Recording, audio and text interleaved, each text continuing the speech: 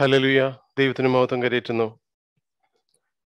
വീണ്ടും ഒരു രാത്രി കൂടി ദൈവത്തിന്റെ സന്നിധിയിലായിരിക്കാനും ദൈവത്തിന്റെ വചനം പഠിക്കുവാനും തക്കവണ്ണം കർത്താവ് അവസരത്തെ നൽകി തന്നു. നമ്മൾ ചിന്തിക്കുന്നത് കൊരിന്ത്യർക്ക് എഴുതിയ 1-ാം ലേഖനം അതിന്റെ 9-ാമത്തെ അധ്യായത്തിൽ നിന്നുമാണ്. ഈ ലേഖനത്തിലെ 3-ാമത്തെ വിഷയത്തോടുള്ള ബന്ധത്തിലാണ് നമ്മൾ അത് ചിന്തിക്കുന്നത്.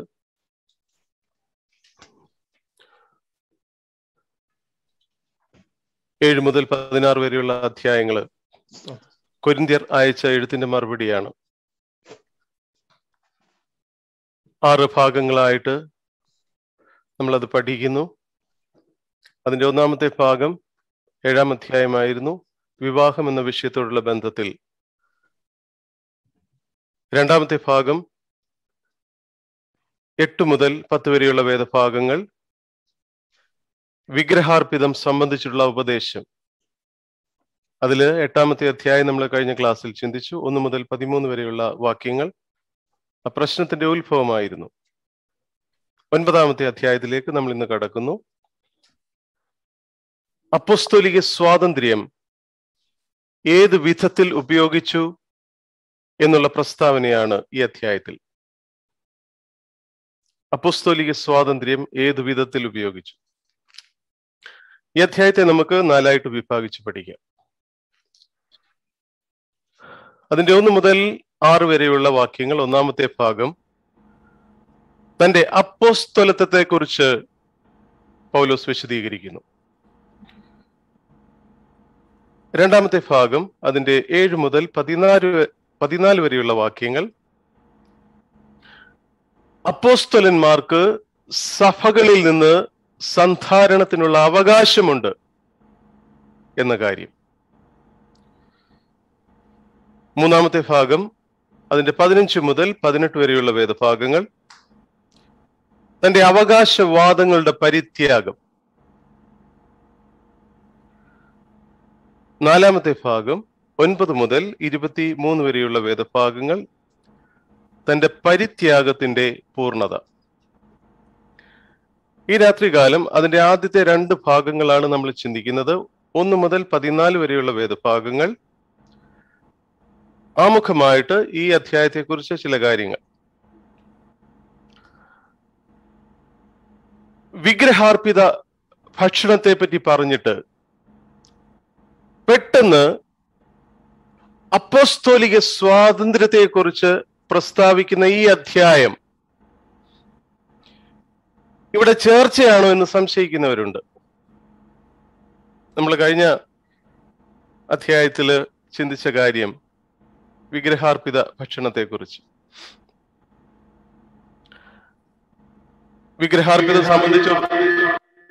വിഗ്രഹാർപ്പിതത്തെ സംബന്ധിച്ചുള്ള ഉപദേശമാണ് 8 മുതൽ 10 വരെയുള്ള അധ്യായങ്ങളിൽ നാം പഠിച്ചുകൊണ്ടിരിക്കുന്നത്.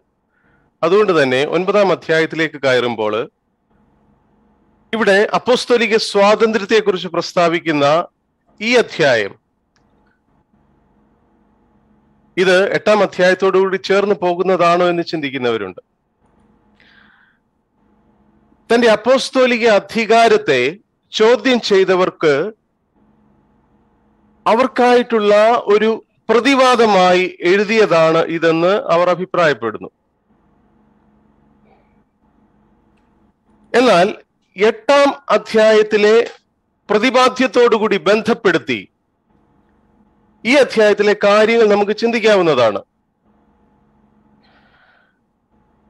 ബലഹീന വിശ്വാസികൾക്ക് ഇടർച്ച ഉണ്ടാകാതിരിക്കുവാൻ വിഗ്രഹാർപ്പിത മാംസം ത്യജിക്കുന്നതിന് പൗലോസ് തീരുമാനിക്കുന്നു. നമ്മൾ കഴിഞ്ഞ ക്ലാസ്സിൽ ചിന്തിച്ച കാര്യമാണ്.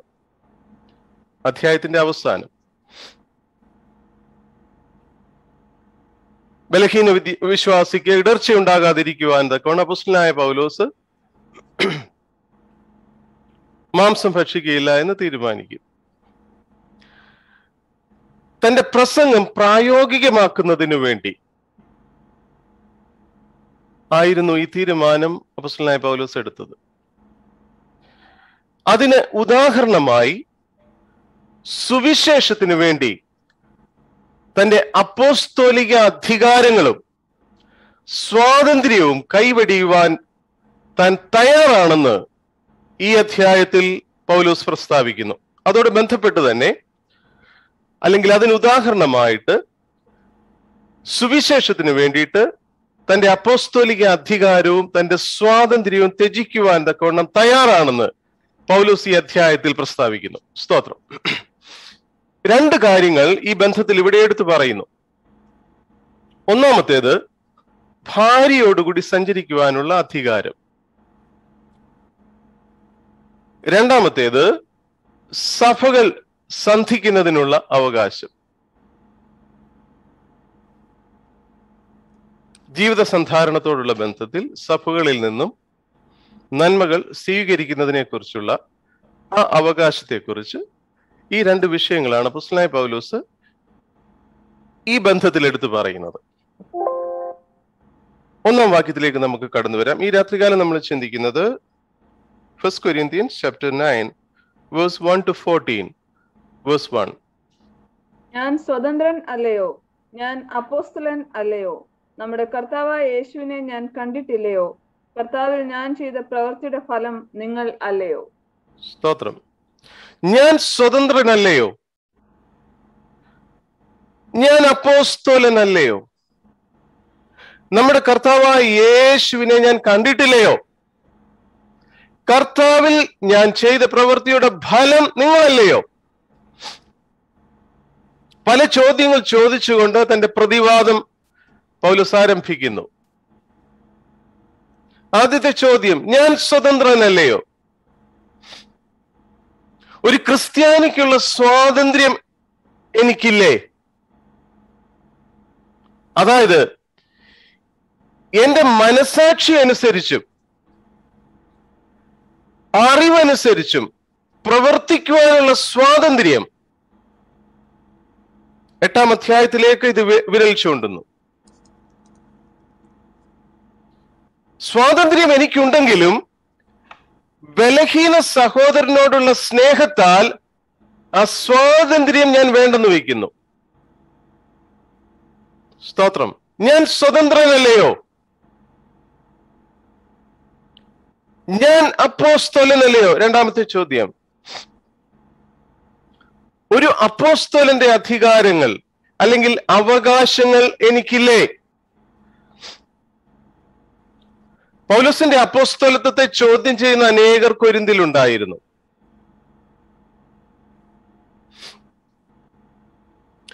അപ്പോസ്തല യോഗ്യതകളിൽ ഒന്ന് കർത്താവായ യേശുവിനെ കണ്ടിരിക്കണമെന്നാണ്. അതാണ് അടുത്തതായിട്ട് പറയുന്നത്. മൂന്നാമത്തെ ചോദ്യം, നമ്മുടെ കർത്താവായ യേശുവിനെ ഞാൻ കണ്ടിട്ടില്ലയോ? അപ്പോസ്തലന്റെ യോഗ്യതകളിൽ ഒന്നായിട്ട് അപ്പോസ്തലന്മാർ പറഞ്ഞിരുന്ന കാര്യമാണ്. നമുക്ക് യൂദയ്ക്ക് പകരം മത്ഥിയാസിനെ തിരഞ്ഞെടുക്കുന്ന സമയത്ത് പ്രവൃത്തികളുടെ പുസ്തകത്തിൽ നാം കണ്ട കാര്യമാണ്. 1-ാം അധ്യായം 22-ാമത്തെ വാക്യം എന്നെടുത്തായിട്ട് Acts chapter 1 verse 22. ഞങ്ങളോടുകൂടെ നടന്ന പുരുഷന്മാരിൽ ഒരുത്തൻ ഞങ്ങളോടുകൂടെ അവന്റെ പുനരുദ്ധാനത്തിന് സാക്ഷിയായി തീരണം. അങ്ങനെ അവർ ക്രിസ്തോസ് എന്ന പേരുള്ള ബർശബ എന്ന യോസഫ്, മത്തിയാസ് എന്നീ രണ്ടുപേരെ നിർത്തി. സ്തോത്രം. ഞങ്ങളോട് കൂടെ നടന്ന പുരുഷന്മാരിൽ ഒരുത്തൻ ഞങ്ങളോടുകൂടി അവന്റെ പുനരുത്ഥാനത്തിന് സാക്ഷിയായി തീരണം. നമുക്കറിയാമല്ലോ, യൂദയ്ക്ക് പകരമായിട്ട് മത്തിയാസിനെ തിരഞ്ഞെടുക്കുന്ന രംഗമാണ്. അപ്പോൾ അപ്പോസ്തല യോഗ്യതകളിൽ ഒന്ന് കർത്താവായ യേശു ക്രിസ്തുവിനെ കണ്ടിരിക്കണമെന്നുള്ളതാണ്. അവന്റെ കൂടെ നടന്നവനായിരിക്കണം. ആ യോഗ്യതയും തനിക്കുണ്ടെന്ന് പൗലോസ് അവകാശപ്പെടുന്നു.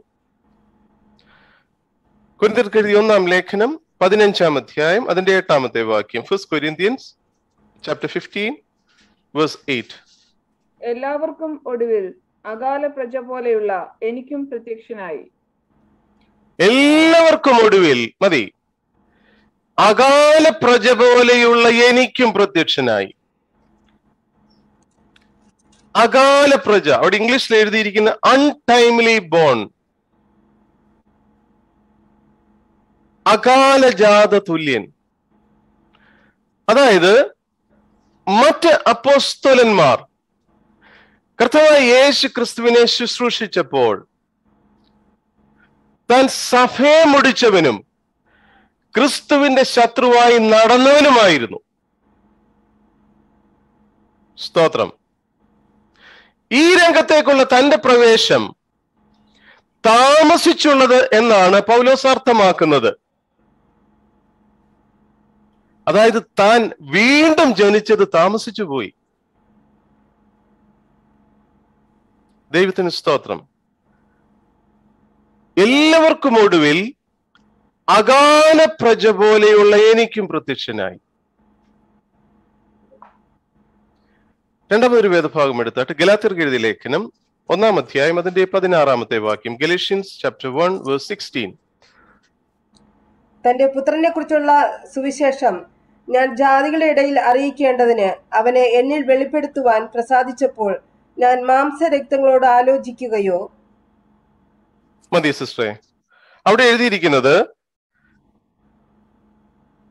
തന്റെ പുത്രനെ കുറിച്ചുള്ള സുവിശേഷം ഞാൻ ജാതികളുടെ ഇടയിൽ അറിയിക്കേണ്ടതിന് അവനെ എന്നിൽ വെളിപ്പെടുത്തുവാൻ അവൻ പ്രസാദിച്ചപ്പോൾ. ഒരുപാട് ഇടങ്ങളിൽ കർത്താവായ യേശു ക്രിസ്തു പൗലോസിന് പ്രത്യക്ഷപ്പെട്ടതായിട്ട് നാം കാണുന്നുണ്ട്. മറ്റുള്ള വേദഭാഗങ്ങൾ വേഗം നോട്ട് ചെയ്തോളൂ. പ്രവൃത്തിയുള്ള പുസ്തകം 9-ാം അധ്യായം അതിന്റെ 17-ാം വാക്യം, 27-ാം വാക്യം. പ്രവൃത്തി തന്നെ 18-ാം അധ്യായം അതിന്റെ 9-ാം വാക്യം, 22-ാം അധ്യായം 13, 14, 17 വേദഭാഗങ്ങൾ. 2 കൊരിന്ത്യർ 12-ാം അധ്യായം. അപ്പോൾ അപ്പോസ്തല യോഗ്യതകളിൽ ഒന്ന് കർത്താവായ യേശു ക്രിസ്തുവിനെ കണ്ടിരിക്കണമെന്നുള്ളതാണ്. ആ യോഗ്യതയും തനിക്കുണ്ട് എന്ന് പൗലോസ് അവകാശപ്പെടുന്നു. കർത്താവായ യേശു ക്രിസ്തു അവന് പ്രത്യക്ഷനായി. അപ്പോസ്തലത്വത്തിനുള്ള വിളിയും അധികാരവും ഉയർത്തെഴുന്നേറ്റ കർത്താവിൽ നിന്ന് നേരിട്ട് തനിക്ക് ലഭിച്ചതായിട്ട് അപ്പോസ്തലൻ വിശ്വസിച്ചു. ഹല്ലേലൂയ. ഗലാത്യർക്ക് എഴുതിയ ലേഖനം 1-ാം അധ്യായം അതിന്റെ 1-ാമത്തെ വാക്യം വായിച്ചാട്ട്. Galatians chapter 1 verse 1. മനുഷ്യരിൽ നിന്നല്ല, മനുഷ്യനാലുമല്ല, യേശു ക്രിസ്തുവിനാലും അവനെ മരിച്ചവരുടെ ഇടയിൽ നിന്ന് ഉയർപ്പിച്ച പിതാവായ ദൈവത്താലും അത്രേ അപ്പോസ്തലനായ പൗലോസും കൂടെയുള്ള സകല സഹോദരന്മാരും. മതി സിസ്റ്ററെ. മനുഷ്യരിൽ നിന്നല്ല, മനുഷ്യനാലുമല്ല, യേശു ക്രിസ്തുവിനാലും അവനെ മരിച്ചവരുടെ ഇടയിൽ നിന്ന് ഉയർത്തെഴുന്നേൽപ്പിച്ച പിതാവായ ദൈവത്താലും അത്രേ അപ്പോസ്തലനായ പൗലോസും. അപ്പോൾ അപ്പോസ്തലത്വത്തിനുള്ള വിളിയും അധികാരവും ഉയർത്തെഴുന്നേറ്റ കർത്താവായ യേശു ക്രിസ്തുവിൽ നിന്ന് നേരിട്ട് തനിക്ക് ലഭിച്ചതായിട്ട് അപ്പോസ്തലൻ വിശ്വസിച്ചു. സ്തോത്രം. തന്നെയുമല്ല, അവന്റെ ശുശ്രൂഷയാൽ അപ്പോസ്തല ലക്ഷണങ്ങൾ വെളിപ്പെട്ടു. കൊരിന്ത്യർക്ക് എഴുതിയ 2-ാം ലേഖനം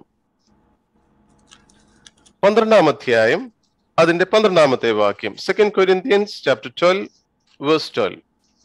അപ്പോസ്തലന്റെ ലക്ഷണങ്ങൾ പൂർണ്ണ സഹിഷ്ണുതയിലും അടയാളങ്ങളാലും അത്ഭുതങ്ങളാലും വീര്യപ്രവൃത്തികളാലും നിങ്ങളുടെ ഇടയിൽ വെളിപ്പെട്ടു വന്നുവല്ലോ. സ്തോത്രം. അപ്പോസ്തലന്റെ ലക്ഷണങ്ങൾ പൂർണ്ണ സഹിഷ്ണുതയിലും അടയാളങ്ങളാലും അത്ഭുതങ്ങളാലും വീര്യപ്രവൃത്തികളാലും നിങ്ങളുടെ ഇടയിൽ വെളിപ്പെട്ടു വന്നുവല്ലോ. അപ്പോൾ അവന്റെ ശുശ്രൂഷയാൽ അപ്പോസ്തലന്റെ ലക്ഷണങ്ങൾ വെളിപ്പെടുകയും ചെയ്തു. മടങ്ങി വരുന്നു 1-ാം വാക്യത്തിലേക്ക്. ഞാൻ സ്വതന്ത്രനല്ലയോ? ഞാൻ അപ്പോസ്തലനല്ലയോ? നമ്മുടെ കർത്താവായ യേശുവിനെ ഞാൻ കണ്ടിട്ടില്ലയോ? കർത്താവിൽ ഞാൻ ചെയ്ത പ്രവൃത്തിയുടെ ഫലം നിങ്ങളല്ലയോ? പ്രത്യക്ഷമായിട്ടുള്ള ഫലം നിങ്ങൾ തന്നെയാ. കൊരിന്ത്യ സഭയോട് പറയുന്നു. 2-ാം വാക്യം. മറ്റുള്ളവർക്ക് ഞാൻ അപ്പോസ്തലൻ അല്ലെന്ന് വരികിൽ എങ്ങനെയെങ്കിലും നിങ്ങൾക്ക് ആകുന്നു. കർത്താവിൽ എന്റെ അപ്പോസ്തലത്വത്തിന്റെ മുദ്ര നിങ്ങളല്ലോ. മറ്റുള്ളവർക്ക് ഞാൻ അപ്പോസ്തലൻ അല്ലെന്ന് വരികിൽ എങ്ങനെയെങ്കിലും നിങ്ങൾക്കാകുന്നു. കർത്താവിൽ എന്റെ അപ്പോസ്തലത്വത്തിന്റെ മുദ്ര നിങ്ങളല്ലയോ. അത് ഇംഗ്ലീഷിലൊന്ന് വായിച്ചാട്ട്. If to others I am not an apostle, at least I am to you, for you are the seal of my apostleship in the Lord. If to others I am not an apostle, at least I am to you. മറ്റുള്ളവർക്ക് ഞാൻ അപ്പോസ്തലൻ അല്ലെങ്കിലും നിങ്ങൾക്ക് ഞാൻ അപ്പോസ്തലനാകുന്നു. For you are the seal of my apostleship in the Lord. കർത്താവിൽ എന്റെ അപ്പോസ്തലത്വത്തിന്റെ മുദ്ര നിങ്ങളാകുന്നു. മുദ്ര അല്ലെങ്കിൽ സീൽ, അത് ഉടമസ്ഥതയെയും അവകാശത്തെയും കാണിക്കുന്നു.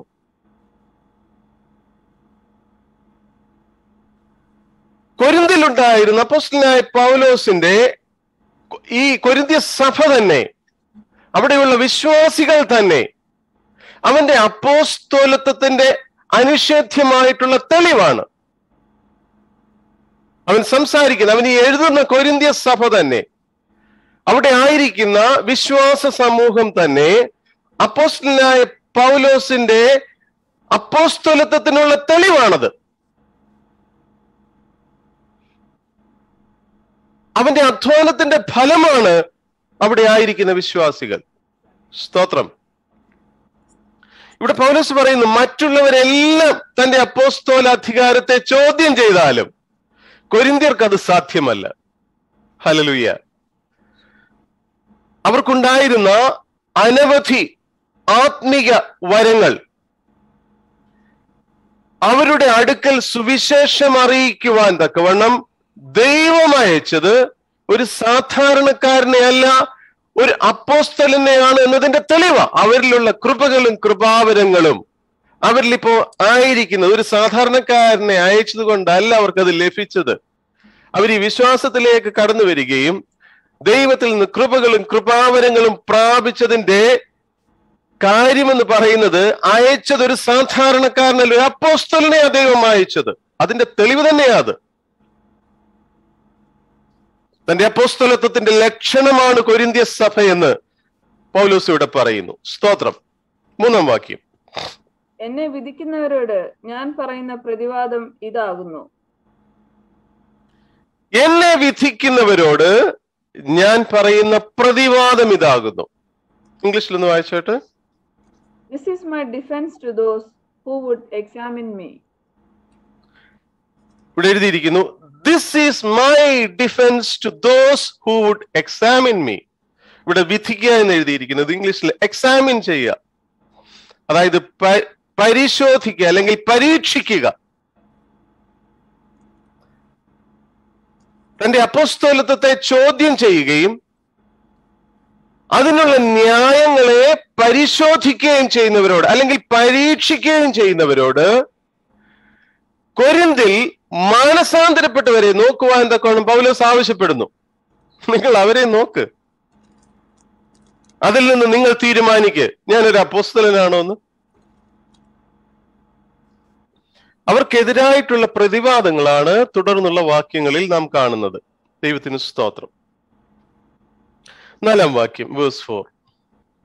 തിന്നുവാനും കുടിപ്പാനും ഞങ്ങൾക്ക് അധികാരമില്ലയോ? തിന്നുവാനും കുടിപ്പാനും ഞങ്ങൾക്ക് അധികാരമില്ലയോ? സഭയുടെ ചിലവിൽ ആഹാരം കഴിക്കുവാൻ ഞങ്ങൾക്ക് അധികാരമില്ലയോ എന്ന് ചോദിക്കുക.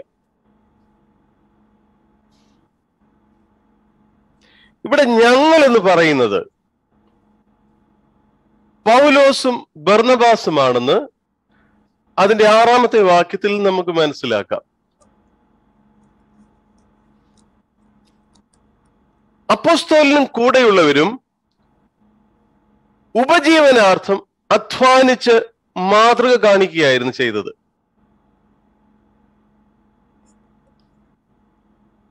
ഇവര് ശേഷമുള്ള അപ്പോസ്തലന്മാരെ പോലെ ഈ അവകാശങ്ങൾ ഉപയോഗിച്ചിട്ടില്ല. 12 മുതൽ 15 വരെയുള്ള വാക്യങ്ങൾ നാം പഠിക്കുമ്പോൾ അത് മനസ്സിലാകും. ദൈവത്തിന് സ്തോത്രം. 5-ാം വാക്യം, വേഴ്സ് 5. ശേഷം അപ്പോസ്തലന്മാരും കർത്താവിന്റെ സഹോദരന്മാരും കേഫാവും ചെയ്യുന്നത് പോലെ ഭാര്യയായ ഒരു സഹോദരിയുമായി സഞ്ചരിപ്പാൻ ഞങ്ങൾക്ക് അധികാരമില്ലയോ? ശേഷം അപ്പോസ്തലന്മാരും കർത്താവിന്റെ സഹോദരന്മാരും കേഫാവും ചെയ്യുന്നത് പോലെ ഭാര്യയായ ഒരു സഹോദരിയുമായി സഞ്ചരിപ്പാൻ ഞങ്ങൾക്ക് അധികാരമില്ലയോ? ശേഷം അപ്പോസ്തലന്മാരും കർത്താവിന്റെ സഹോദരന്മാർ ഇവർ മറിയയുടെയും യോസഫിന്റെയും മക്കൾ തന്നെ എന്നാണ് ആധുനിക പണ്ഡിതന്മാര് പറയുന്നത്. കർത്താവായ യേശുവിനെ പ്രസവിച്ച ശേഷം മറിയ പ്രസവിച്ചവരാണിവർ എന്ന് കരുതുകയാണ് യുക്തം. അതാണ് ശരിയെന്നും തോന്നുന്നു.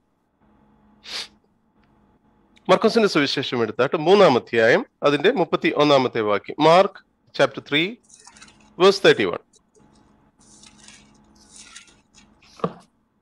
അനന്തരം അവന്റെ അമ്മയും സഹോദരന്മാരും വന്ന് പുറത്തുനിന്ന് അവനെ വിളിക്കാൻ ആളയച്ചു. അനന്തരം അവന്റെ അമ്മയും സഹോദരന്മാരും വന്ന് പുറത്തു നിന്നു അവനെ വിളിപ്പാൻ ആളയച്ചു. അവന്റെ സഹോദരന്മാരെ കുറിച്ച് പലയിടങ്ങളിൽ പറയുന്നുണ്ട്. 2 വേദഭാഗങ്ങളിലൂടെ വായിക്കാം. മർക്കോസിന്റെ സുവിശേഷം തന്നെ 6-ാം അധ്യായം അതിന്റെ 3-ാമത്തെ വാക്യം. Mark chapter 6 verse 3. ഇവൻ മറിയയുടെ മകനും യാക്കോബ്, യോസെ, യൂദ, ശിമോൻ എന്നിവരുടെ സഹോദരനായ തച്ചനല്ലയോ? ഇവന്റെ സഹോദരികളും ഇവിടെ നമ്മോടുകൂടെ ഇല്ലയോ എന്ന് പറഞ്ഞ് അവങ്കിൽ ഇടറിപ്പോയി. സ്തോത്രം. ഇവിടെ പറയുന്നു, ഇവൻ മറിയയുടെ മകനും യാക്കോബ്, യോസെ, യൂദ, ശിമോൻ എന്നിവരുടെ സഹോദരനുമായ തച്ചനല്ലയോ? ഒരു വേദഭാഗം കൂടി. പ്രവൃത്തികളുടെ പുസ്തകം 1-ാം അധ്യായം അതിന്റെ 14-ാമത്തെ വാക്യം. Acts chapter 1 verse 14.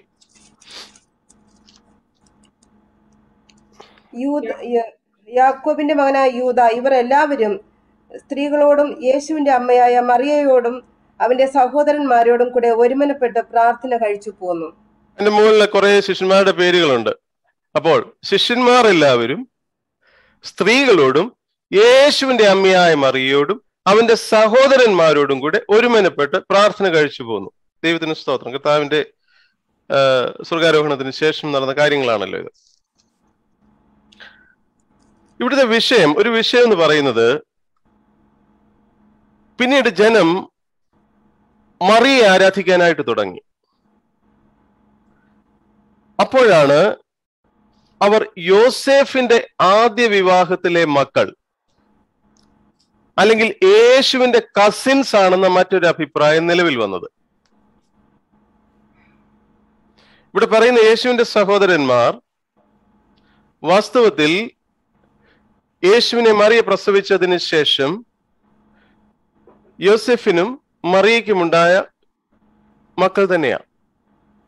എന്നാൽ പിന്നീട് ജനം മറിയെ ആരാധിക്കുവാനായിട്ട് തുടങ്ങിയപ്പോൾ യോസെഫിന്റെ ആദ്യ വിവാഹത്തിലെ മക്കളാണ് ഈ സഹോദരന്മാരെന്ന്, അല്ലെങ്കിൽ യേശുക്രിസ്തുവിന്റെ കസിൻസ് ആണ് അവരെന്ന് മറ്റൊരു അഭിപ്രായം നിലവിൽ വന്നു. നമുക്കങ്ങനെ വിശ്വസിക്കാൻ എന്തൊക്കെയാണ് തരമില്ല. സ്തോത്രം. മടങ്ങി വരുന്നു. ശേഷം അപ്പോസ്തലന്മാരും കർത്താവിന്റെ സഹോദരന്മാരും കേഫാവും ചെയ്യുന്നത് പോലെ ഭാര്യയായ ഒരു സഹോദരിയുമായി സഞ്ചരിപ്പാൻ ഞങ്ങൾക്ക് അധികാരമില്ല. ഭാര്യയായ ഒരു സഹോദരിയുമായി. അപ്പൊ ഭാര്യയാണോ സഹോദരിയാണോ? വ്യാഖ്യാനിച്ച് വികലമാക്കരുത്. സ്തോത്രം. ഇംഗ്ലീഷിൽ എന്താ അവിടെ എഴുതിയിരിക്കുന്നത്? Do we not have the right to take along a believing wife, as do the other apostles and the brothers of the Lord and Cephas? Do we not have the right to take along a believing wife, as do the other apostles and the brothers of the Lord and Cephas. ഇവിടെ എഴുതിയിരിക്കുന്ന believing wife എന്ന, അതായത് കർത്താവിൽ വിശ്വസിക്കുന്ന ഭാര്യ. സ്തോത്രം. ഭാര്യയായ ഒരു സഹോദരിയുമായി യാത്ര ചെയ്യുവാൻ അല്ലെങ്കിൽ സഞ്ചരിക്കുവാൻ ഞങ്ങൾക്ക് അധികാരമില്ലയോ? ചുരുക്കത്തിൽ അപ്പോസ്തലന്മാർ എല്ലാവരും കേഫാവും യേശുവിന്റെ ഉയർപ്പിന് ശേഷം ഭാര്യമാരോട് ചേർന്ന് പ്രവർത്തിച്ചിരുന്നുവെന്ന് ഈ വാക്യം സൂചിപ്പിക്കുന്നു. സ്തോത്രം. കേഫാവ് അല്ലെങ്കിൽ പത്രോസ് ബ്രഹ്മചാരിയായിരുന്നു എന്ന അഭിപ്രായമൊക്കെ ഉണ്ട്, അങ്ങനെയൊക്കെ പഠിപ്പിക്കുന്നവരുണ്ട്. എന്നാൽ അങ്ങനെയല്ലായിരുന്നു. വളരെ വ്യക്തമായിട്ട് മത്തായിയുടെ സുവിശേഷത്തില് 8-ാം അധ്യായം എന്നെടുത്ത് 14-ാമത്തെ വാക്യം. Matthew chapter 8 verse 14. യേശു പത്രോസിന്റെ വീട്ടിൽ വന്നാറേ അവന്റെ അമ്മാവിയമ്മ പനി പിടിച്ചു കിടക്കുന്നത് കണ്ടു. കല്യാണം കഴിക്കാതെ അമ്മാവിമ്മ ഉണ്ടാകത്തില്ലല്ലോ. സ്തോത്രം. ഇവിടെ മർക്കോസിന്റെ സുവിശേഷത്തിൽ നമ്മൾ അത് തന്നെ കാണുന്നുണ്ട്. 1-ാം അധ്യായം 30-ാമത്തെ വാക്യത്തില് അവിടെയും ശിമോന്റെ അമ്മായിയമ്മ പനി പിടിച്ച് കിടന്നിരുന്നു എന്ന് രേഖപ്പെടുത്തിയിട്ടുണ്ട്. സ്തോത്രം. ഇവിടെ നാം വായിക്കുന്നു, ഭാര്യയായ ഒരു കേഫാവും അല്ലെങ്കിൽ ബാക്കിയുള്ള ശിഷ്യന്മാരും ചെയ്തതുപോലെ അല്ലെങ്കിൽ അപ്പോസ്തലന്മാരും ചെയ്തതുപോലെ ഭാര്യയായ ഒരു സഹോദരിയുമായി സഞ്ചരിപ്പാൻ ഞങ്ങൾക്ക് അധികാരമില്ലയോ? അപ്പോൾ അപ്പോസ്തലന്മാരും പത്രോസും കർത്താവായ യേശു ക്രിസ്തുവിന്റെ ഉയർപ്പിന് ശേഷം തങ്ങളുടെ ഭാര്യമാരോട് ചേർന്ന് സുവിശേഷം അറിയിച്ചു പ്രവർത്തിച്ചിരുന്നുവെന്ന് ഈ വാക്യം വ്യക്തമാണ്. മടങ്ങി വരാം 6-ാം വാക്യത്തിലേക്ക്. verse 6. അല്ല, വേല ചെയ്യാതിരിപ്പാൻ എനിക്കും ബർന്നബാസിനും മാത്രം അധികാരമില്ല എന്നുണ്ടോ? അല്ല, വേല ചെയ്യാതിരിപ്പാൻ എനിക്കും ബർന്നബാസിനും മാത്രം അധികാരമില്ല എന്നുണ്ടോ?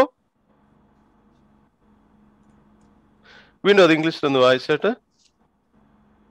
Or is it only Barnabas and I who have no right to refrain from working for a living? സ്തോത്രം. Or is it only Barnabas and I who have no right to refrain from working for a living?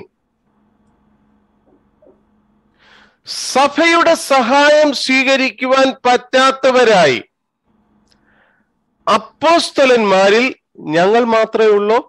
അതാ ചോദ്യം. ദൈവസഭയുടെ സഹായം സ്വീകരിക്കുവാൻ പറ്റാത്തവരായി അപ്പോസ്തലന്മാരിൽ ഞാനും ബർന്നബാസും മാത്രമേ ഉള്ളൂ? ഇവിടെ വ്യക്തമായിരിക്കുന്ന 4 കാര്യങ്ങൾ.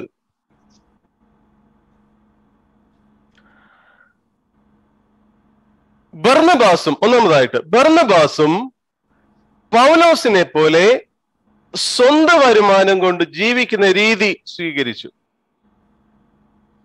ഈ വാക്യത്തിൽ നിന്ന് മനസ്സിലാക്കുന്ന കാര്യങ്ങൾ. ഒന്നാമത്തേത്, ബർന്നബാസും അപ്പോസ്തലനായ പൗലോസിനെ പോലെ സ്വന്തം വരുമാനം കൊണ്ട് ജീവിക്കുന്ന രീതിയാണ് സ്വീകരിച്ചത്. രണ്ടാമത്തേത്,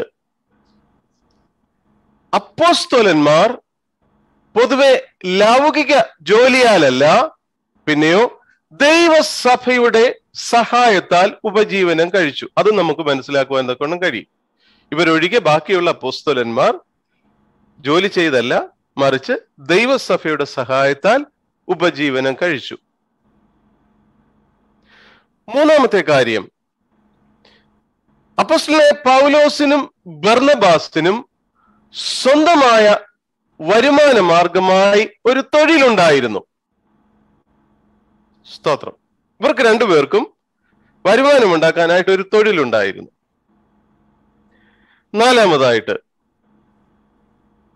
സഭയുടെ പ്രവർത്തനങ്ങൾ തടസ്സപ്പെടാതിരിക്കേണ്ടതിന് ചില സ്ഥലങ്ങളിൽ അവർ സ്വന്തമായിട്ട് വരുമാന മാർഗം കണ്ടെത്തി. ദൈവത്തിന് സ്തോത്രം. സഭാപ്രവർത്തനങ്ങളിൽ ഒരു തടസ്സം ഉണ്ടാകാതിരിക്കേണ്ടതിന് ചില സ്ഥലങ്ങളിൽ പോകുമ്പോൾ അവർ സ്വന്തമായിട്ട് വരുമാന മാർഗം കണ്ടെത്തി. ചുരുക്കി പറഞ്ഞാൽ,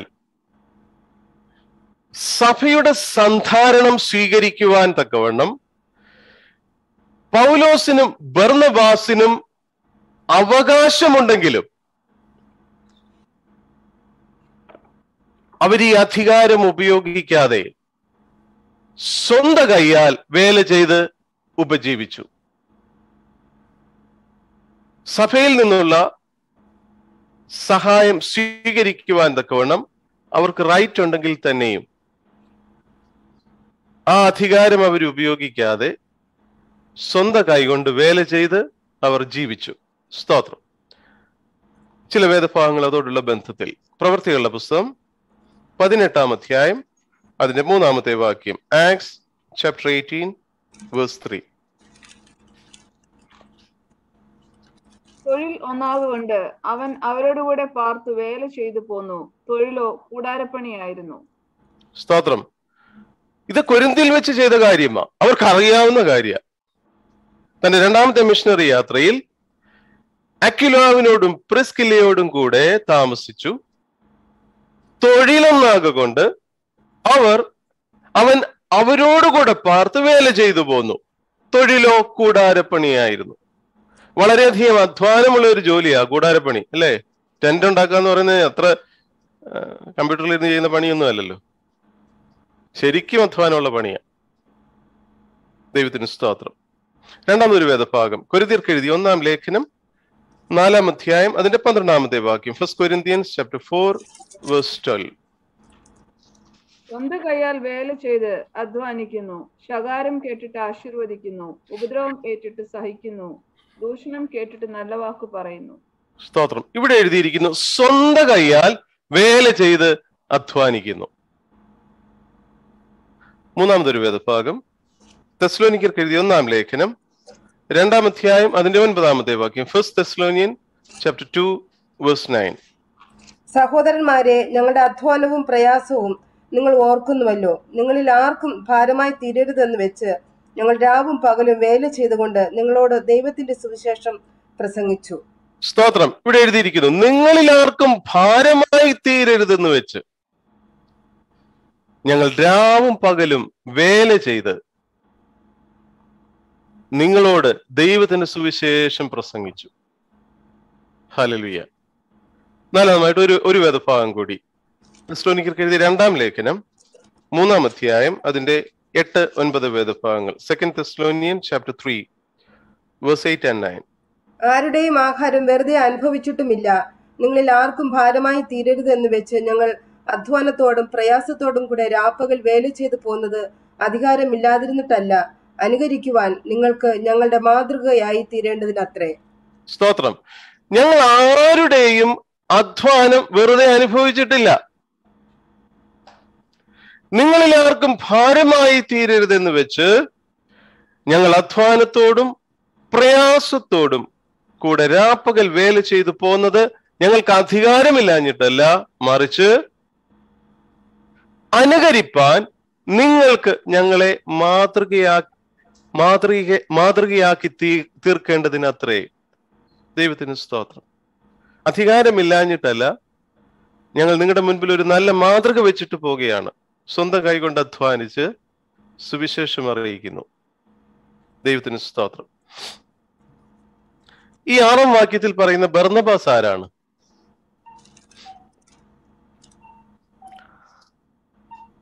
ബർന്നബാസിനെ പറ്റി ചില കാര്യങ്ങൾ അദ്ദേഹത്തിന്റെ പേര് എടുത്തു പറഞ്ഞതുകൊണ്ട്. ഒന്നാമതായിട്ട് അപ്പോസ്തല പ്രവൃത്തികളുടെ പുസ്തകം 15-ാം അധ്യായം 38-ാമത്തെ വാക്യത്തിൽ പൗലോസുമായിട്ട് ഉഗ്രവാദമുണ്ടായി. 2-ാം മിഷണറി യാത്രയ്ക്ക് മുൻപ് വേർപിരിഞ്ഞവനാവൻ. അതിനുശേഷം പൗലോസിനെയും ബർന്നബാസിനെയും ചേർത്ത് പറയുന്നത് ഇവിടെയാണ്. നിങ്ങൾക്കറിയാമല്ലോ, 1-ാമത്തെ മിഷണറി യാത്രയിൽ കഴിഞ്ഞു വന്നപ്പോഴത്തേക്ക് 2-ാമത്തെ മിഷണറി യാത്രയ്ക്ക് മുമ്പായിട്ട് മർക്കോസിനെ ചൊല്ലി ഇവർ തമ്മിലൊരു വാഗ്വാദമുണ്ടായി. അന്ന് അവർ വേർപിരിഞ്ഞതാ. പിന്നീട് ബർന്നബാസിന്റെ പേര് ചേർത്ത് പറയുന്നത് ഇവിടെയാണ്. സ്തോത്രം. രണ്ടാമത്, ബർന്നബാസ് പൗലോസിന്റെ ഒരു സ്നേഹിതനായിരുന്നു. പ്രവൃത്തികളുടെ പുസ്തകം 9-ാം അധ്യായം 27-ാമത്തെ വാക്യം വേണമെങ്കിൽ നോട്ട് ചെയ്തോളൂ. അപ്പോസ്തലനായ ബർന്നബാസ് പൗലോസിന്റെ ഒരു സ്നേഹിതനായിരുന്നു. മൂന്നാമത്, വിജാതികൾക്കിടയിൽ തന്നെക്കാൾ സുവിശേഷ വേലയിൽ മൂപ്പനായ സഹപ്രവർത്തകനായിരുന്നു. സ്തോത്രം. ജാതികൾക്കിടയില് അപ്പോസ്തലനായ പൗലോസിനേക്കാൾ സുവിശേഷ വേലയോടുള്ള ബന്ധത്തിൽ അവൻ മൂപ്പനായിരുന്നു, അവന്റെ ഒരു സഹപ്രവർത്തകനായിരുന്നു. പ്രവൃത്തികളുടെ പുസ്തകം 11-ാം അധ്യായം മുതൽ 15-ാം അധ്യായം വരെ വായിക്കുമ്പോൾ നമുക്ക് മനസ്സിലാക്കുവാൻ തക്കവണ്ണം കഴിയും. ശൗല് പൗലോസ് രക്ഷിക്കപ്പെട്ടു വരുന്ന സമയത്തൊക്കെ ഇദ്ദേഹം മൂപ്പനായിട്ട് നിലനിന്ന വ്യക്തിയായിരുന്നു. അപ്പോസ്തലന്മാരുടെ മുൻപിൽ ഇൻട്രൊഡ്യൂസ് ചെയ്യുന്നതൊക്കെയായി നമുക്ക് കാണുവാൻ തക്കവണ്ണം കഴിയുമല്ലോ. നാലാമതായിട്ട്, യെരുശലേം സഭയുടെ ആരംഭം മുതലുള്ള അംഗമായിരുന്നു ബർന്നബാസ്. സ്തോത്രം. പ്രവൃത്തികളുടെ പുസ്തകം 4-ാം അധ്യായം അതിന്റെ 36-ാമത്തെ വാക്യത്തിൽ നമുക്ക് കാണുവാൻ തക്കവണ്ണം കഴിയും. അത് ആക്ട്സ് ചാപ്റ്റർ 4:36. യെരുശലേം സഭയുടെ ആരംഭം മുതലുള്ള ഒരു അംഗമായിരുന്നു ബർന്നബാസ്. അഞ്ചാമതായിട്ട്, മറ്റ് അപ്പോസ്തലന്മാരോട് കൂടെ എണ്ണപ്പെട്ടവനായിരുന്നു. സ്തോത്രം.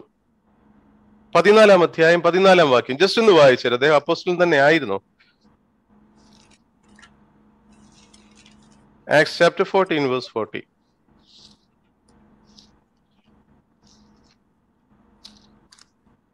ഇത് അപ്പോസ്തലന്മാരായ ബർന്നബാസും പൗലോസും കേട്ടിട്ട് വസ്ത്രം കീറിക്കൊണ്ട് പുരുഷാരത്തിന്റെ ഇടയിലേക്ക് ഓടിച്ചെന്ന് നിലവിളിച്ചു പറഞ്ഞത്. സ്തോത്രം. ഇത് അപ്പോസ്തലന്മാരായ ബർന്നബാസും പൗലോസും കേട്ടിട്ട്, അവിടെയൊക്കെയും ബർന്നബാസിന്റെ പേര് ആദ്യം രേഖപ്പെടുത്തിയിരിക്കുന്നത്. സ്തോത്രം. അപ്പോൾ ഇവിടെ പറഞ്ഞിരിക്കുന്ന ബർന്നബാസ് എന്ന് പറഞ്ഞ വ്യക്തി, അദ്ദേഹം ഒരു അപ്പോസ്തലനായിരുന്നു, ഒരു മൂപ്പനായിരുന്നു, ആദിമസഭയുടെ ഒരു അംഗമായിരുന്നു. സ്വന്തം കൈകൊണ്ട് വേല ചെയ്ത് അധ്വാനിച്ച ഒരു വ്യക്തി പൗലോസിനോട് ചേർന്ന്. നമ്മൾ രണ്ടാമത്തെ ഭാഗത്തിലേക്ക് കടക്കുന്നു. ഈ അധ്യായത്തിന്റെ അതിന്റെ 7 മുതൽ 14 വരെയുള്ള വാക്യങ്ങൾ. അപ്പോസ്തലന്മാർക്ക് സഭകളിൽ നിന്ന് സന്ധാരണത്തിനുള്ള അവകാശം, ആ വിഷയമാണ് പൗലോസ് ഇവിടെ രേഖപ്പെടുത്തിയിരിക്കുന്നത്. അപ്പോസ്തലന്മാർക്ക് ദൈവസഭയിൽ നിന്ന് അവരുടെ സന്ധാരണത്തിന് ആവശ്യമായിട്ടുള്ള അവകാശം അവർക്കുണ്ട് എന്ന കാര്യമാണ് ഇവിടെ രേഖപ്പെടുത്തിയിരിക്കുന്നത്. 7-ാം വാക്യം, വേഴ്സ് 7. സ്വന്തം ചെലവിന്മേൽ യുദ്ധസേവ ചെയ്യുന്നവൻ ആർ? മുന്തിരിത്തോട്ടം ഉണ്ടാക്കി അതിന്റെ ഫലം തിന്നാതിരിക്കുന്നവൻ ആർ? ആട്ടിൻകൂട്ടത്തെ മേയിച്ച് കൂട്ടത്തിന്റെ പാൽ കൊണ്ട് ഉപജീവിക്കാതിരിക്കുന്നവൻ ആർ? സ്തോത്രം. സ്വന്തം ചെലവിന്മേൽ യുദ്ധസേവ ചെയ്യുന്നവൻ ആർ? മുന്തിരിത്തോട്ടമുണ്ടാക്കി അതിന്റെ ഫലം തിന്നാതിരിക്കുന്നവൻ ആർ? ആട്ടിൻകൂട്ടത്തെ മേയിച്ച് കൂട്ടത്തിന്റെ പാൽ കൊണ്ട് ഉപജീവിക്കാതിരിക്കുന്നവൻ ആർ? ഒരു കർത്തൃദാസന്റെ ശുശ്രൂഷയെ 3 കാര്യങ്ങളോട് ഇവിടെ ഉപമിച്ചിരിക്കുന്നു. ഒന്നാമത്തെ വ്യക്തി യോദ്ധാവ്. ദോഷത്തിനെതിരായിട്ടുള്ള പോരാട്ടത്തിൽ ഒരു ഭടൻ, അതാണ് യോദ്ധാവ്. ഒരു ഭടനെ സംബന്ധിച്ചിടത്തോളം ശമ്പളമുണ്ട്. ലൂക്കോസിന്റെ സുവിശേഷം 3-ാം അധ്യായം 14-ാമത്തെ വാക്യത്തിൽ യേശു പറഞ്ഞൊരു കാര്യം. Luke chapter 3:14. പടജനവും അവനോട് ഞങ്ങൾ എന്ത് ചെയ്യണമെന്ന് ചോദിച്ചതിന്, ആരെയും ബലാത്കാരം ചെയ്യാതെയും ചതിയായി ഒന്നും വാങ്ങാതെയും നിങ്ങളുടെ ശമ്പളം മതി എന്ന് വെപ്പീൻ എന്ന് അവരോട് പറഞ്ഞു.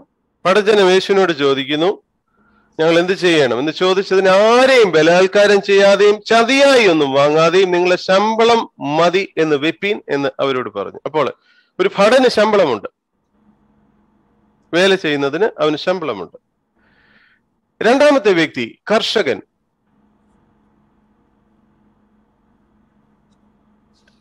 അതായത് മുന്തിരിത്തോട്ടം ഉണ്ടാക്കുന്ന കർഷകൻ, അവൻ മുന്തിരിയുടെ ഫലം അനുഭവിക്കുന്നു.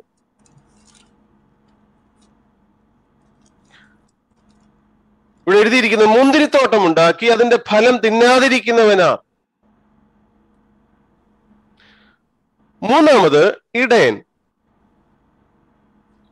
ആടുകളെ വളർത്തുന്നവൻ, അതിനെ മേയിക്കുന്നവൻ,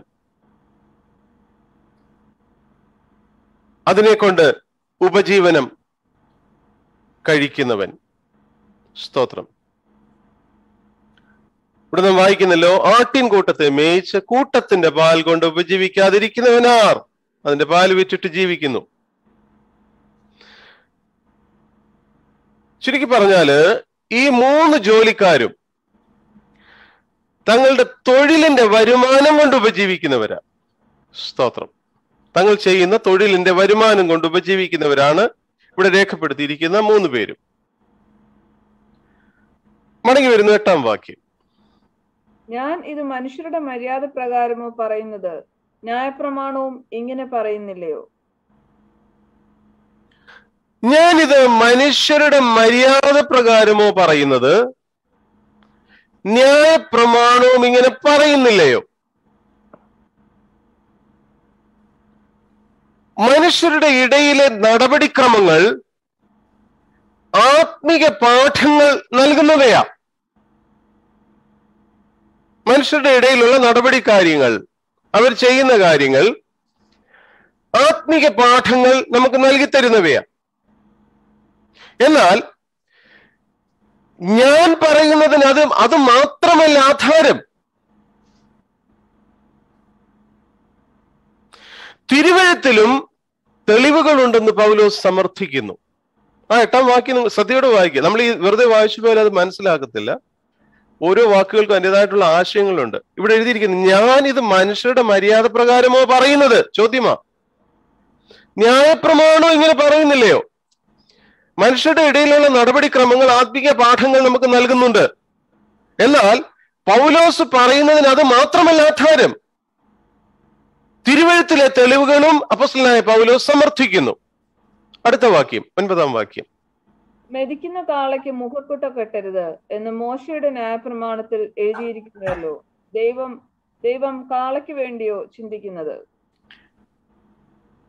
മെതിക്കുന്ന കാളയ്ക്ക് മുഖക്കൊട്ട കെട്ടരുത് എന്ന് മോശയുടെ ന്യായപ്രമാണത്തിൽ എഴുതിയിരിക്കുന്നുവല്ലോ.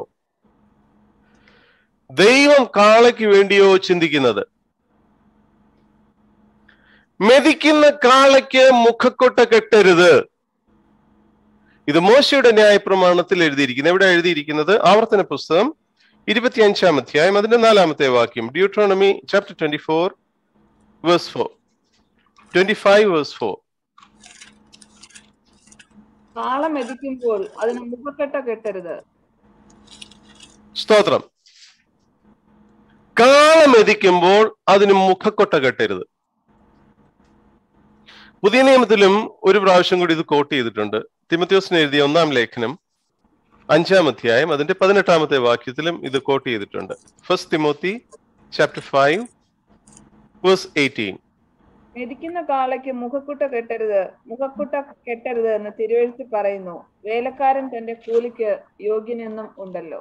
ഇവിടെ എഴുതിയിരിക്കുന്നു, മെതിക്കുന്ന കാളയ്ക്ക് മുഖക്കൊട്ട കെട്ടരുതെന്ന് തിരുവെഴുത്ത് പറയുന്നു, വേലക്കാരൻ തന്റെ കൂലിക്ക് യോഗ്യനെന്നുണ്ടല്ലോ.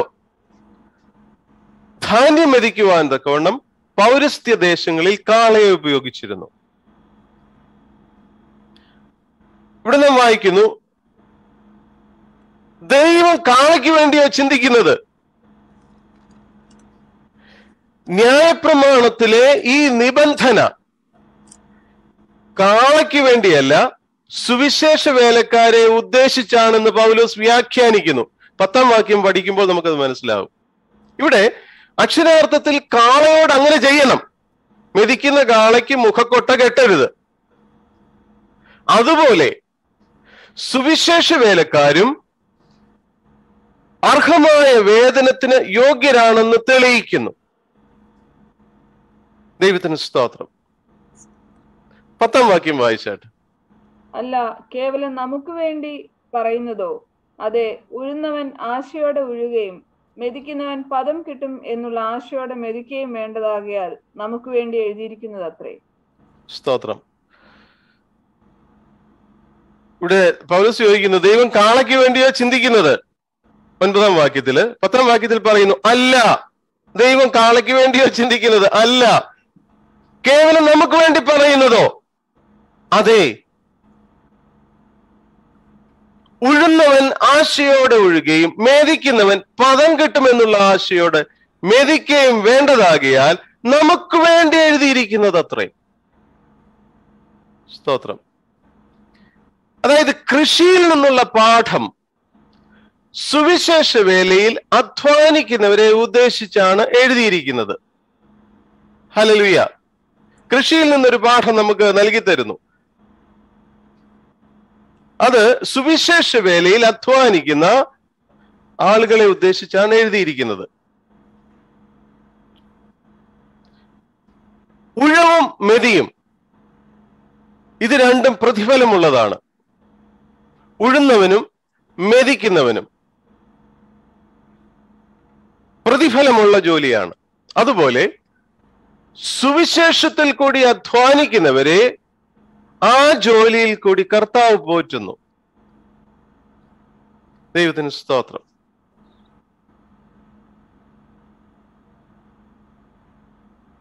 സുവിശേഷ വേലയ്ക്ക് വേണ്ടി കൊടുക്കുന്നുണ്ടെ ഇതിന്റെ ആവശ്യമുണ്ടോ അവർക്കെന്നൊക്കെ നമ്മള് ആവശ്യമുണ്ട്. 11-ാം വാക്യം. ഞങ്ങൾ ആത്മീകമായത് നിങ്ങൾക്ക് വിതച്ചിട്ട് നിങ്ങളുടെ ഐഹികമായത് കൊയ്താൽ വലിയ കാര്യമോ? ഞങ്ങൾ ആത്മീകമായത് നിങ്ങൾക്ക് വിതച്ചിട്ട് നിങ്ങളുടെ ഐഹികമായത് കൊയ്താൽ വലിയ കാര്യമോ? പൗലോസ് ചോദിക്കുക.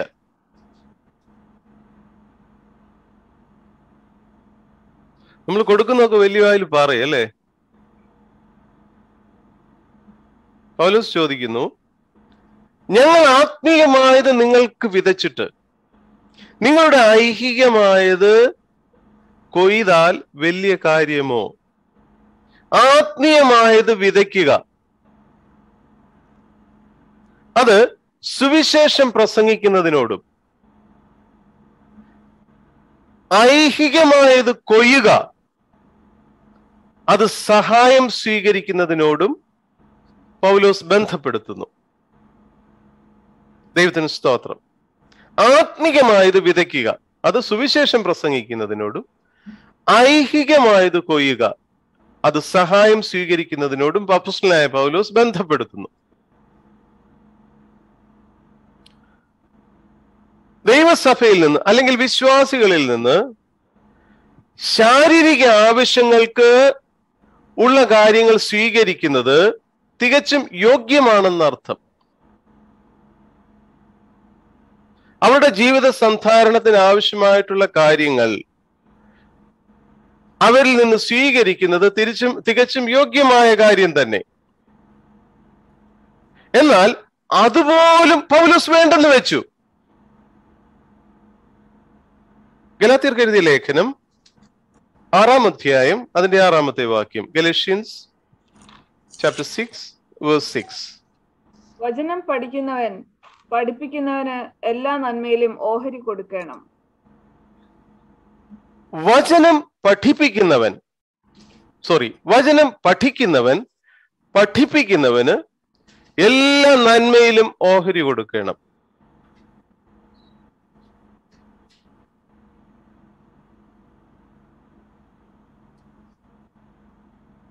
വിഷമമുണ്ടാക്കുന്ന കാര്യമൊന്നും അല്ലല്ലേ?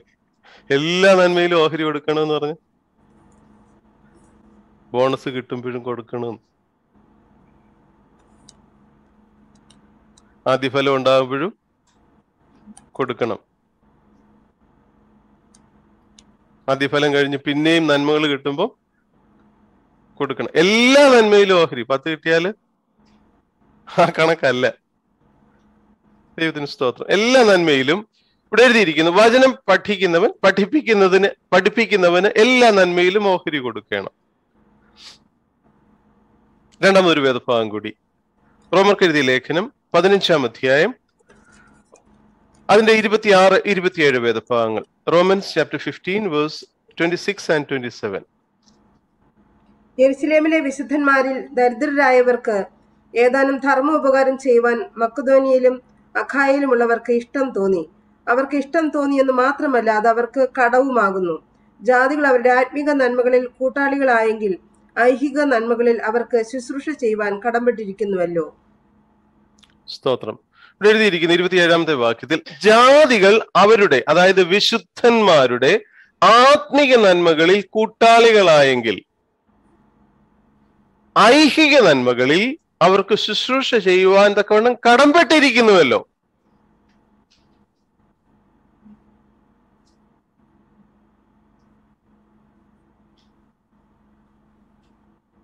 ദൈവദാസന്മാര് നിങ്ങളെ പഠിപ്പിക്കുകയും ദൈവത്തിന്റെ വചനം പറഞ്ഞു തരികയും നിങ്ങൾക്ക് വേണ്ടി ഇടിവിൽ നിന്ന് പ്രാർത്ഥിക്കുകയും ഒക്കെ ചെയ്യുമ്പോൾ ആത്മീക നന്മകൾ നിങ്ങൾക്ക് ലഭിക്കുമ്പോൾ അതിനവര് കൂട്ടാളികളായെങ്കിൽ നിങ്ങൾക്ക് ലഭിക്കുന്ന ഐഹിക നന്മകളിൽ അവർക്കും ശുശ്രൂഷ ചെയ്യുവാൻ തക്കവണ്ണം നിങ്ങൾ കടംപെട്ടിരിക്കുന്നു എന്നർത്ഥം. ദൈവത്തിന് സ്തോത്രം. 12ാം വാക്യം. മറ്റുള്ളവർക്ക് നിങ്ങളുടെ മേൽ ഈ അധികാരമുണ്ടെങ്കിൽ ഞങ്ങൾക്ക് എത്രയധികം. എങ്കിലും ഞങ്ങൾ ഈ അധികാരം പ്രയോഗിച്ചിട്ടില്ല. ക്രിസ്തുവിന്റെ സുവിശേഷത്തിന് യാതൊരു വിഘ്നവും വരുത്താതിരിപ്പാൻ സകലവും പൊറുക്കുന്നു. സ്തോത്രം.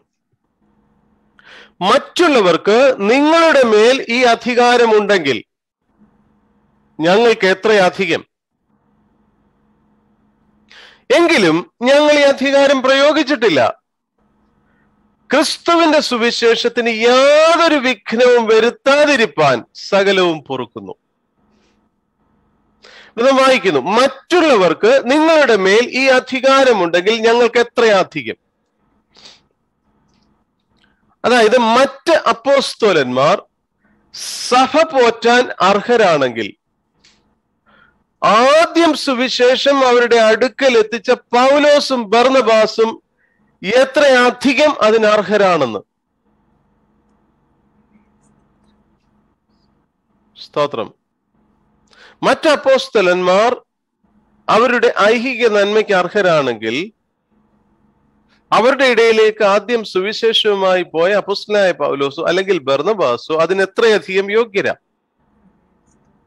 എങ്കിലും ഞങ്ങൾ ഈ അധികാരം പ്രയോഗിച്ചിട്ടില്ല.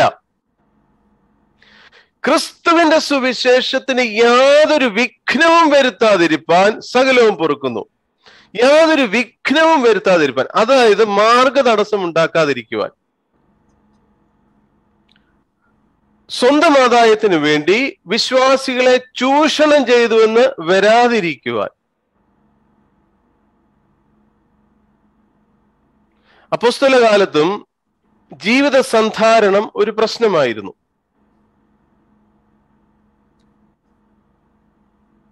വാക്യങ്ങൾ വേഗത്തിൽ ഒന്ന് നോട്ട് ചെയ്തോളൂ. പ്രവൃത്തികളുടെ പുസ്തകം 20-ാം അധ്യായം അതിന്റെ 34-ാമത്തെ വാക്യം. അതുപോലെ കൊരിന്ത്യർക്ക് എഴുതിയ 2-ാം ലേഖനം 11-ാം അധ്യായം അതിന്റെ 9-ാമത്തെ വാക്യം. അപ്പോസ്തലന്മാരുടെ കാലത്തും ജീവിത സന്ധാരണത്തിന് ദൈവദാസന്മാർ ഒരുപാട് പ്രയാസപ്പെട്ടിരുന്നുവെന്ന് നമുക്ക് ഈ വേദഭാഗങ്ങളിൽ നിന്ന് മനസ്സിലാക്കുവാൻ തക്കവണ്ണം കഴിയും.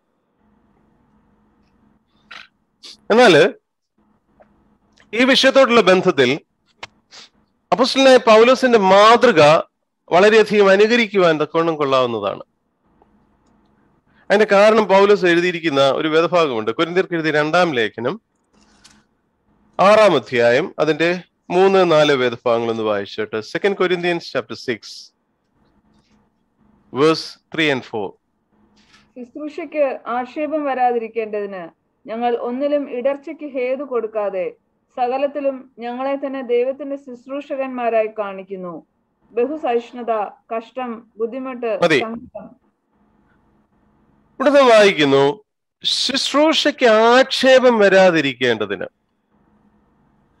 യാതൊരു ആക്ഷേപവും ശുശ്രൂഷയ്ക്ക് വരാതിരിക്കേണ്ടതിന് ഞങ്ങൾ ഒന്നിലും ഇടർച്ചയ്ക്ക് ഹേതു കൊടുക്കാതെ സകലത്തിലും ഞങ്ങളെ തന്നെ ദൈവത്തിന്റെ ശുശ്രൂഷക്കാരായി കാണിക്കുന്നു. സ്തോത്രം. അപ്പോസ്തലനായ പൗലോസ് നല്ലൊരു മാതൃക. ഇക്കാരണം കൊണ്ട് ഒരു ഇടർച്ച ഉണ്ടാകരുത്, ഇക്കാരണം കൊണ്ട് ഒരു പേരുദോഷം ഉണ്ടാകരുത്. അതാ പൗലോസ് ആഗ്രഹിക്കുന്നത്. ദൈവത്തിന് മഹത്വം. മടങ്ങി വരുന്നു 13-ാം വാക്യം. ദേവാലയ കർമ്മങ്ങൾ നടത്തുന്നവർ ദേവാലയം കൊണ്ട് ഉപജീവിക്കുന്നുവെന്നും യാഗപീഠത്തിങ്കൽ ശുശ്രൂഷ ചെയ്യുന്നവർ യാഗപീഠത്തിലെ വഴിപാടുകളിൽ ഓഹരിക്കാരാകുന്നുവെന്നും നിങ്ങൾ അറിയുന്നില്ലയോ? ദൈവാലയ കർമ്മങ്ങൾ നടത്തുന്നവർ ദൈവാലയം കൊണ്ട് ഉപജീവിക്കുന്നുവെന്നും യാഗപീഠത്തിങ്കൽ ശുശ്രൂഷ ചെയ്യുന്നവർ യാഗപീഠത്തിലെ വഴിപാടുകളിൽ ഓഹരിക്കാരാകുന്നുവെന്നും നിങ്ങൾ അറിയുന്നില്ലയോ? മറ്റു മതങ്ങളിലെ സമ്പ്രദായങ്ങൾ അപ്പോസ്തലനായ പൗലോസ് ഇതിന് ഉപോത്ബലകമായിട്ട് ചൂണ്ടിക്കാട്ടുന്നു.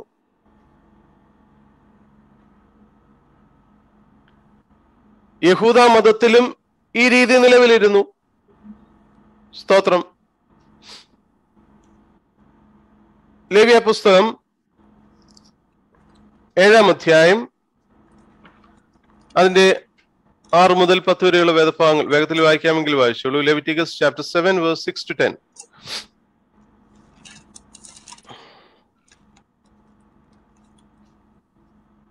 പുരോഹിത കുലത്തിലെ ആണുങ്ങളൊക്കെയും അത് തിന്നേണം. ഒരു വിശുദ്ധ സ്ഥലത്ത് വെച്ച് അത് തിന്നേണം. അത് അതിവിശുദ്ധം. പാപയാഗം പോലെ തന്നെ അകൃത്യയാഗവും ആകുന്നു. അവയ്ക്ക് പ്രമാണവും ഒന്നു തന്നെ. പ്രായശ്ചിത്തം കഴിക്കുന്ന പുരോഹിതൻ അത് ഇരിക്കണം. പുരോഹിതൻ ഒരുത്തന്റെ ഹോമയാഗം അർപ്പിക്കുമ്പോൾ അർപ്പിച്ച് പുരോഹിതന് ഹോമയാഗ മൃഗത്തിന്റെ തോൽ ഇരിക്കണം. അടുപ്പത്ത് വെച്ച് ചുടുന്ന ഭോജനയാഗമൊക്കെയും ഉരുളിയിലും ചട്ടിയിലും ഉണ്ടാക്കുന്നതൊക്കെയും അർപ്പിക്കുന്ന പുരോഹിതൻ ഇരിക്കണം.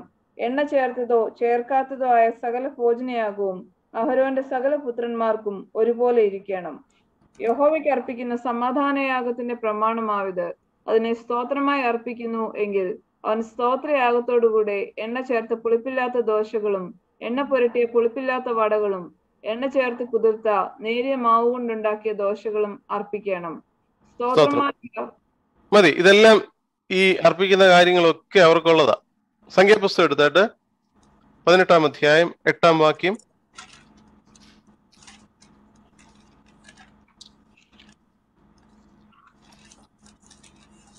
യഹോവ പിന്നെയും അഹരോനോട് അരുളി ചെയ്തത്, ഇതാ എന്റെ ഉദർശാർപ്പണങ്ങളുടെ കാര്യം ഞാൻ നിന്നെ ഫലമേൽപ്പിച്ചിരിക്കുന്നു. ഇസ്രായേൽ മക്കളുടെ സകല വസ്തുക്കളിലും അവയെ ഞാൻ നിനക്കും നിന്റെ പുത്രന്മാർക്കും ഓഹരിയായും ശാശ്വത അവകാശമായും തന്നിരിക്കുന്നു. 9-ാം വാക്യം. തീയിൽ ദഹിപ്പിക്കാത്തതായി അതിവിശുദ്ധ വസ്തുക്കളിൽ വെച്ച് ഇത് നിനക്കുള്ളതായിരിക്കണം. അവർ എനിക്ക് അർപ്പിക്കുന്ന അവരുടെ എല്ലാ വഴിപാടും സകല ഭോജനയാകവും സകല പാപയാകവും സകല അകൃത്യയാകവും അതിവിശുദ്ധമായി നിനക്കും നിന്റെ പുത്രന്മാർക്കും ഇരിക്കണം. 31-ാമത്തെ വാക്യം കൂടെ വായിച്ചു. അത് നിങ്ങൾക്കും നിങ്ങളുടെ കുടുംബങ്ങൾക്കും എല്ലായിടത്തും വെച്ചും ഭക്ഷിക്കാം. അത് സമാധാന കൂടാരത്തിങ്കൽ നിങ്ങൾ ചെയ്യുന്ന വേലയ്ക്കുള്ള ശമ്പളം ആകുന്നു. അത് സമാഗമന കൂടാരത്തിൽ നിങ്ങൾ ചെയ്യുന്ന വേലയ്ക്കുള്ള ശമ്പളമാകുന്നു. സ്തോത്രം. ഒരു വേദഭാഗം കൂടെ വായിച്ചിട്ട് മുൻപോട്ട് അങ്ങ് പോവാം. ആവർത്തന പുസ്തകം 18-ാം അധ്യായം അതിന്റെ 1 മുതൽ 5 വരെയുള്ള വേദഭാഗങ്ങൾ. Deuteronomy chapter 18 verse 1 to 5. ലേവ്യരായ പുരോഹിതന്മാർക്കും ലേവി ഗോത്രത്തിനും ഇസ്രായേലിനോട് കൂടെ ഓഹരിയും അവകാശവും ഉണ്ടാകരുത്. യഹോവയുടെ ദഹനയാഗങ്ങളും അവന്റെ അവകാശവും കൊണ്ട് അവർ ഉപജീവനം കഴിക്കണം. ആകയാൽ അവരുടെ സഹോദരന്മാരുടെ ഇടയിൽ അവർക്ക് അവകാശം ഉണ്ടാകരുത്. യഹോവ അവരോട് അരുളി ചെയ്തതുപോലെ അവൻ തന്നെ അവരുടെ അവകാശം. ജനത്തിൽ നിന്നും പുരോഹിതന്മാർക്ക് ചെല്ലേണ്ടുന്ന അവകാശം എന്തെന്നാൽ, മാടിനെയോ ആടിനെയോ യാഗം കഴിക്കുന്നവൻ കൈക്കുറകും കവിൾ 2 ആമാശയവും കൊടുക്കണം. ധാന്യം, വീഞ്ഞ്, എണ്ണ എന്നിവയുടെ ആദ്യ ഫലവും നിന്റെ ആടുകളെ കത്തിരിക്കുന്ന ആദ്യ രോമവും നീ അവന് കൊടുക്കണം. യഹോവയുടെ നാമത്തിൽ ശുശ്രൂഷിക്കുവാൻ എപ്പോഴും നിൽക്കേണ്ടതിന് നിന്റെ ദൈവമായ യഹോവ നിന്റെ സകല ഗോത്രങ്ങളിൽ നിന്നും അവനെയും പുത്രന്മാരെയും അല്ലോ തിരഞ്ഞെടുത്തിരിക്കുന്നത്. ഈ വായിക്കുന്നതിൽ നോക്കി നമുക്ക് മനസ്സിലാക്കുന്ന കാര്യം, ലേവി ഗോത്രത്തിന് തങ്ങളുടെ സഹോദരന്മാരുടെ ഇടയിൽ അവകാശമൊന്നും ഉണ്ടായിരുന്നില്ല. എന്നാൽ യഹോവ തന്നെ അവരുടെ അവകാശമായിരുന്നു. യഹോവയ്ക്ക് കൊടുക്കുന്നതൊക്കെയും അവർക്കുള്ളതായിരുന്നു. ദൈവത്തിന് സ്തോത്രം. ഇവിടെ നാം വായിച്ചു 13-ാമത്തെ വാക്യത്തിൽ ദൈവാലയ കർമ്മങ്ങൾ നടത്തുന്നവർ ദൈവാലയം കൊണ്ട് ഉപജീവിക്കുന്നുവെന്നും യാഗപീഠത്തിങ്കിൽ ശുശ്രൂഷ ചെയ്യുന്നവർ യാഗപീഠത്തിലെ വഴിപാടുകളിൽ ഓഹരിക്കാറാകുന്നുവെന്ന് നിങ്ങൾ അറിയുന്നില്ലയോ? അതാണ് നമ്മൾ വായിച്ചത്. മറ്റു മതങ്ങളിലെ സമ്പ്രദായങ്ങള് ഇതിന് ഉപോത്ബലകമായിട്ട് അപ്പോസ്തലനായ പൗലോസ് ചൂണ്ടിക്കാട്ടുന്നു. ഒന്നാമതായിട്ട് യഹൂദ മതത്തിൽ ഈ രീതി നിലവിലിരുന്നു. 2, വിജാതീയ ക്ഷേത്രങ്ങളിലും പുരോഹിതന്മാർ ദൈവാലയം കൊണ്ട് ഉപജീവിച്ചു വരുന്നു. അങ്ങനെയല്ലേ നമ്മുടെ നാട്ടിലും? അവിടെ പൂജ ചെയ്യുന്ന ആളുകൾക്കൊക്കെ ആ ക്ഷേത്രത്തോട് ബന്ധപ്പെട്ട് അവർക്ക് ലഭിക്കുന്ന ആദായങ്ങള്. സ്തോത്രം. 14-ാം വാക്യം. അതുപോലെ കർത്താവും സുവിശേഷം അറിയിക്കുന്നവർ സുവിശേഷത്താൽ ഉപജീവിക്കണം എന്ന് കൽപ്പിച്ചിരിക്കുന്നു. സ്തോത്രം. അതുപോലെ കർത്താവും സുവിശേഷം അറിയിക്കുന്നവർ സുവിശേഷത്താൽ ഉപജീവിക്കണമെന്ന് കൽപ്പിച്ചിരിക്കുന്നു. എവിടെയാ കൽപ്പിച്ചിരിക്കുന്നത്? മത്തായിയുടെ സുവിശേഷം 10-ാം അധ്യായം 10-ാം വാക്യം. Matthew chapter 10 verse 10.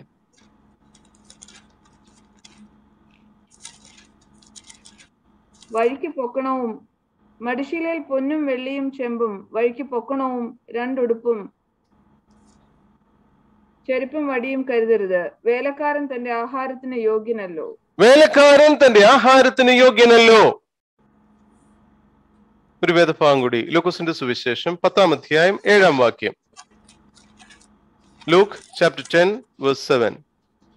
അവർ തരുന്നത് തിന്നും കുടിച്ചും കൊണ്ട് ആ വീട്ടിൽ തന്നെ പാർക്കുവിൻ. വേലക്കാരൻ തന്റെ കൂലിക്ക് യോഗ്യനല്ലോ.